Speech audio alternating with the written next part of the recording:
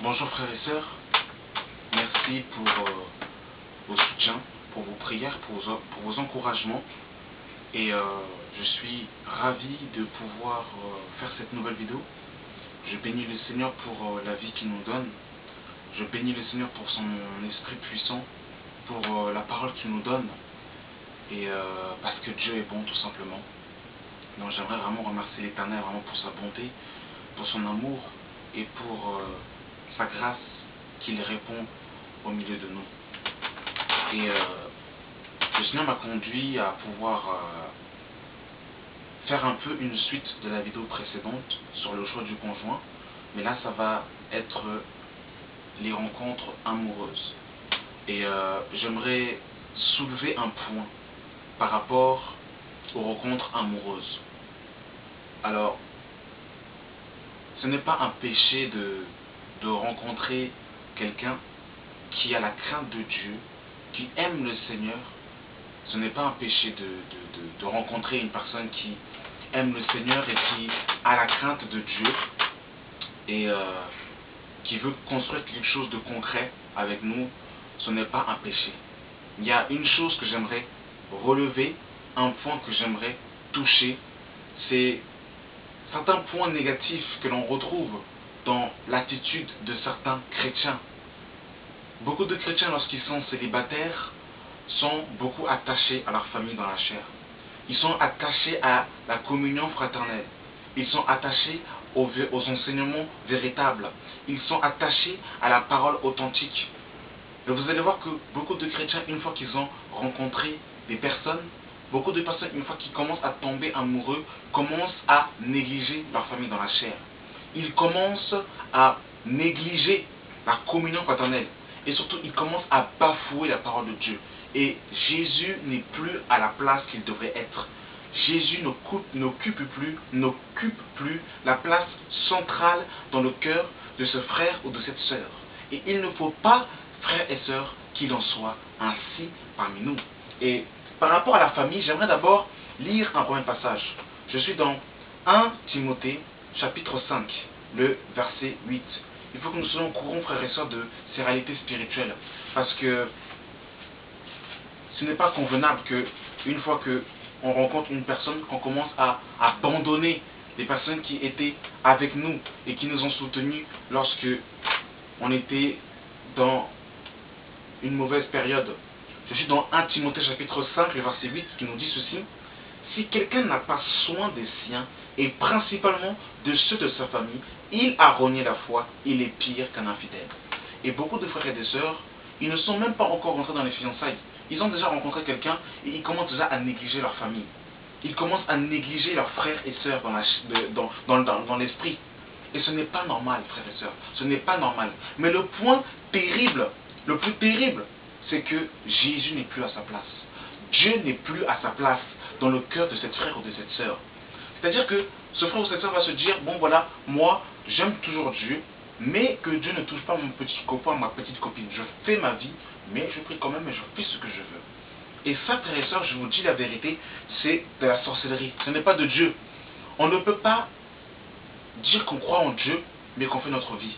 Ça, c'est être, je vous dis la vérité, c'est se considérer comme un païen. C'est vivre comme un païen. Et Exode 20, le verset 2 nous dira, « Je suis l'Éternel ton Dieu, qui t'a fait sortir du pays d'Égypte, de la maison de servitude. Tu n'auras point d'autre Dieu devant ma face. » Le problème, c'est que beaucoup de chrétiens que l'on rencontre, lorsqu'ils ont rencontré l'homme ou la femme avec qui ils vont construire quelque chose, on voit que cet homme ou cette femme commence à devenir un Dieu, commence à devenir une idole, à tel point où Dieu n'est plus à sa place. C'est-à-dire que l'homme ou la femme a pris la place de Dieu. Et ça devient une idole dans le cœur de cette frère ou de cette sœur. À tel point où, quand on veut appeler ce frère ou quand on veut appeler cette sœur pour partager la parole, pour aller en mission, ce frère ou cette sœur est tellement amoureux du frère ou de la sœur, ou des fois même des païens même. Ils vont prendre des païens Ils vont commencer à changer la parole pour dire que non, Dieu, on peut se marier avec des païens, c'est pas un problème, tout ça, Dieu pourra comprendre, il faut l'amour, tout ça, c'est pas grave. Et Dieu n'est plus à sa place. Et mes frères et sœurs, je vous dis la vérité, quand Dieu n'est plus à sa place, alors on va commencer à bafouer l'évangile. On va commencer à adhérer à un évangile complètement diabolique, un évangile complètement satanique, un évangile complètement luciférien. Et il ne faut pas qu'il en soit ainsi, frères et sœurs. Il faut que Dieu reste toujours à sa place. Ce n'est pas normal que quand un frère ou une sœur commence à rencontrer quelqu'un ou rentre dans des projets de fiançailles, il commence à fuir la communion fraternelle. Il commence à fuir les réunions de prière. Ce frère n'a plus le temps de lire sa Bible. Ce frère n'a plus le temps de jeûner. Parce que toujours il est au kebab avec son copain ou sa copine. Avec son futur ou sa future. Il est au kebab, tout ça. Il est au McDo, Buffalo. Donc on n'a plus le temps de lire la Bible. Cinéma, tout ça là, on n'a plus le temps. On n'a plus le temps pour Jésus. Et ça, ce n'est pas normal. Ce n'est pas normal. Regardez ce que le Seigneur Jésus va nous dire dans Matthieu chapitre 10. Mes frères et sœurs, notre Dieu est un Dieu jaloux. Il ne partage sa place avec personne. Regardez ce que Jésus va nous dire dans Matthieu chapitre 10, le verset 37. Jésus va dire ceci. Celui qui aime son père ou sa mère plus que moi n'est pas digne de moi. Et celui qui aime son fils ou sa fille plus que moi n'est pas digne d'être de moi. Celui qui ne prend pas sa croix et ne me suit pas n'est pas digne de moi. Alors ici, Jésus va dire quelque chose de terrible. Il va dire que si quelqu'un aime son père, sa mère, son fils, sa fille, plus que lui, il n'est pas digne de lui. Alors mon frère, ma soeur, toi qui as mis ton petit amoureux, ton amoureux, ton loulou, soi-disant, avant Jésus, tu ne peux pas être digne du Seigneur, mon frère, ma soeur. Tu ne peux pas être digne du Seigneur. Et il faut que nous puissions être au courant de ces choses, au courant de ces réalités spirituelles. Quand on commence à changer la parole, moderniser la parole à cause de l'amour, on voit que cette personne n'a pas l'amour du Seigneur dans son cœur. Mais on va quand même, parce qu'on l'aime, on va quand même adhérer quand même à cet amour au détriment de sacrifier la parole de Dieu. C'est terrible. Je vous dis la vérité. Aucun homme, aucune femme ne doit passer avant Jésus-Christ, ne doit passer avant la parole de Dieu. Malheureusement, beaucoup ont sacrifié la parole, beaucoup ont jeté la parole, beaucoup ont jeté la place du Seigneur à cause de l'amour. À cause de l'amour. Il ne faut pas qu'il en soit ainsi, mes frères et sœurs. Il ne faut pas qu'il en soit ainsi. Et regardez, je vais lire un passage dans Marc 12. Marc 12. Chrétien, c'est terrible. C'est vraiment terrible, vraiment, c'est terriblement terrible. Et je vous dis, cet amour est un amour charnel qui va envoyer beaucoup de chrétiens en enfer. Je vous dis la vérité. Je vous dis la vérité. Des hommes qui aimaient la vérité, qui aimaient la parole, ils sont tombés amoureux de certaines sœurs, ils commencent à consacrer la femme apôtre.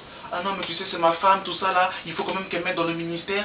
Mon frère, ma soeur, où avez-vous vu dans la Bible où Pierre a consacré sa femme apôtre, pasteur, évangélique, docteur, prophétesse? Où avez-vous vu ça dans la Bible? Mais malheureusement, aujourd'hui, nous sommes tellement dans l'amour, et un amour charnel, diabolique, satanique, luciférien, qu'on commence à moderniser la parole, changer la parole à cause de l'amour. Oui, mais c'est mon bébé, c'est mon doudou, c'est mon loulou, comprend tout ça là. Le Seigneur ne va pas comprendre. Le Seigneur ne va pas comprendre. Parce que c'est un Dieu jaloux. Et regardez, Marc 12, le verset 28. Un scribe qui les avait entendus discuter, sachant que Jésus avait bien répondu aux Sadducéens, s'approcha et lui demanda: quel est le premier de tous les commandements? Jésus répondit: voici les premiers. Écoute Israël, le Seigneur notre Dieu est l'unique Seigneur. Tu aimeras le Seigneur ton Dieu de tout ton cœur, de toute ton âme, de toute ta pensée et de toute ta force. Et malheureusement, à cause de l'amour charnel, à cause de l'amour diabolique, eh bien, le Seigneur n'a plus cet honneur. Alors que c'est le premier commandement le plus important. Mais ce premier commandement devient une faculté, devient facultatif. Ce premier commandement devient comme un commandement où on peut s'en passer à cause de l'amour. Et ce qui est terrible, c'est que quand on rencontre des gens, on ne demande même pas si c'est la volonté de Dieu. Parce que notre cœur a fait tic-tic et c'est bon, on commence à partir. On ne consulte même pas le Seigneur. On ne demande même pas à Dieu pour savoir si Dieu approuve cet homme ou cette femme qu'on a choisi à cause de l'amour. Oh, je vous dis la vérité. La fin d'une chose au mieux que son commencement. On peut commencer très bien. On peut marcher dans la sanctification, mais on peut très mal finir si on n'est pas dans la volonté absolue de Dieu. Et si Dieu n'occupe plus la place centrale de notre cœur, on ne peut pas, frères et sœurs, continuer dans la vérité de la parole. Et les idolâtres n'hériteront pas le royaume des cieux. Les idolâtres n'hériteront pas le royaume des cieux. Mon frère, ma soeur, toi tu as mis ton futur, toi tu as mis ta femme, ton mari avant le Seigneur, avant la parole.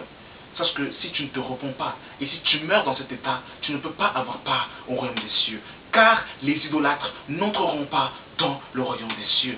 Frères et sœurs, vraiment, que Dieu vraiment nous interpelle. Et vraiment que nous puissions nous poser les bonnes questions. Et que nous puissions toujours examiner notre cœur pour voir si Dieu a toujours la première place dans notre cœur.